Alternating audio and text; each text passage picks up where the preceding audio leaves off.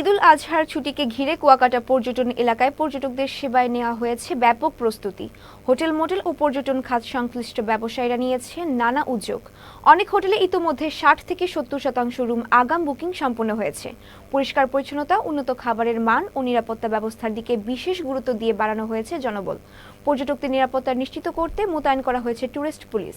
ব্যবসায়ীদের ধারণা, এবারের ঈদের ছুটিতে আগের তুলনায় পর্যটকদের সংখ্যা উল্লেখযোগ্যভাবে বাড়বে। স্থানীয় দোকান ও রেস্টুরেন্টগুলোতেও কেনাকাটার চাপ বাড়বে বলে প্রত্যাশা করা হচ্ছে। ঈদুল উপলক্ষে কুয়াকাটায় যেমন তৈরি হচ্ছে উৎসবের আবহ, তেমনই চাঙ্গা হয়ে উঠছে স্থানীয় অর্থনীতি।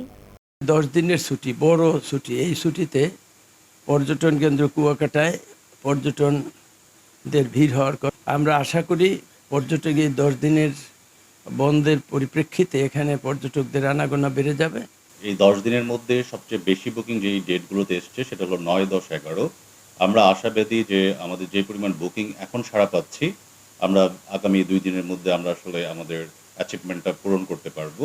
আর এবার যে লং টাইম ছুটিটা পড়েছে, আমরা আশা করছি যে কুয়াকাটাতে বিশাল পর্যটকের সমাহার ঘটবে।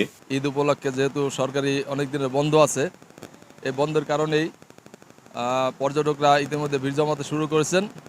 সেই হিসাবে আমাদের ঊর্ধ্বতন কর্তৃপক্ষের নির্দেশক্রমে তারা পূর্বেই একটা পরিকল্পনা করেছেন যে এই ঈদের সময় যাতে পর্যটকদের সুষ্ঠু সুন্দরভাবে তারা ভ্রমণ করতে পারে এবং ঈদ উদযাপন করতে পারে, সেই জন্য পর্যাপ্ত ব্যবস্থা গ্রহণ করা হয়েছে।